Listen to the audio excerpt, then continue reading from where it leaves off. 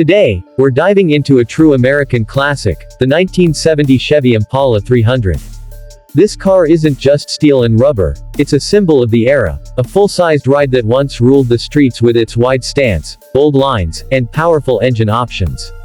Whether you're a seasoned collector or just someone who appreciates vintage muscle and luxury rolled into one, this is a car that demands your attention. Let's start with the first thing that grabs you, the exterior. The '70 Impala was the final model year of its generation, and Chevy definitely went out with a bang. At nearly 18 feet long, this car is a land yacht in the best way possible. It's low, wide, and confident. The front end features a massive horizontal grille that spans the entire width of the nose, flanked by quad headlights tucked into squared bezels. A bold Chevy emblem sits front and center, reminding you exactly what you're dealing with. The body lines are long and clean, with just the right amount of chrome trim to reflect that late 60s style bleeding into the new decade. The Impala 300 in particular was the value-packed base model, so it didn't come loaded with every bell and whistle, but it still carried that same unmistakable presence. From the slightly flared wheel arches to the subtle rear fender fins that nod back to the late 50s, every inch of this car screams classic Americana. Out back, the triple taillights on each side are a signature Impala touch, and the chrome rear bumper wraps up the design with muscle and class. Now, slide into the cabin and you're greeted with an interior that feels like a rolling living room. This isn't a stripped-down cruiser, it's got space. Lots of it. Front and rear bench seats mean this car was made for family road trips or just rolling with the whole crew. Vinyl was the standard upholstery in the Impala 300, but it was durable, and the color options gave buyers a bit of personal flair.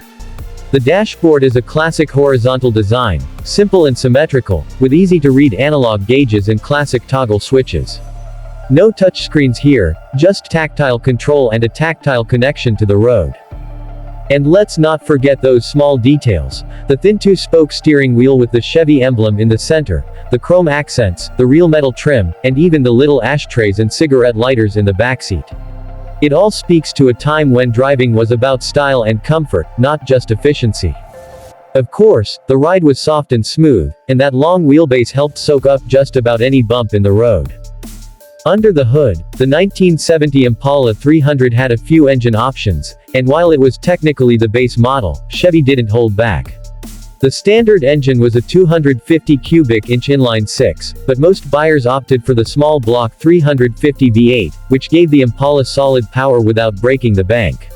Want more grunt? You could get a 400 cubic inch or even the legendary 454 big block. That monster was rated up to 390 horsepower depending on configuration, and in a car like this, it could really move. Acceleration was solid for a full-sized car.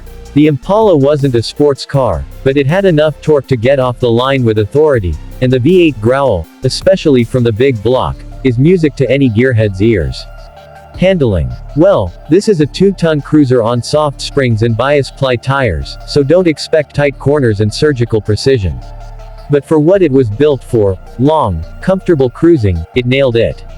And with power steering and power brakes, it was easier to handle than you might think. In terms of performance today, the 1970 Impala 300 isn't going to win any drag races unless it's heavily modified, but it still delivers that old-school driving experience that modern cars just can't replicate. It's about presence, about the feel of the road, the sound of the engine, and the attention you get at every stoplight. Now, let's talk money. Back in 1970, the Impala 300 had a starting price just under $3,000, depending on engine and options. Fast forward to today, and prices for these cars vary wildly based on condition, originality, and engine spec.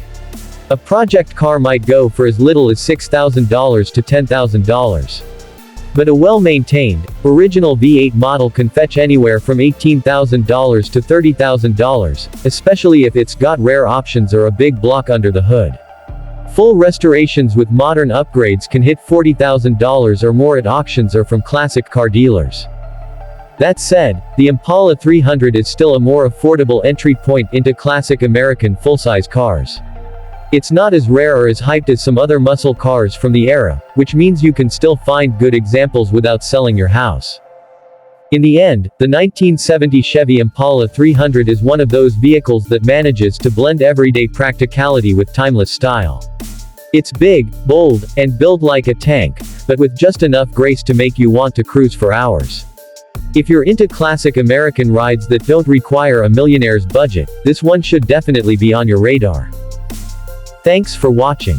If you enjoyed this review, hit that like button, subscribe for more classic car content, and drop a comment below. What's your favorite Impala year? Until next time, keep it classic.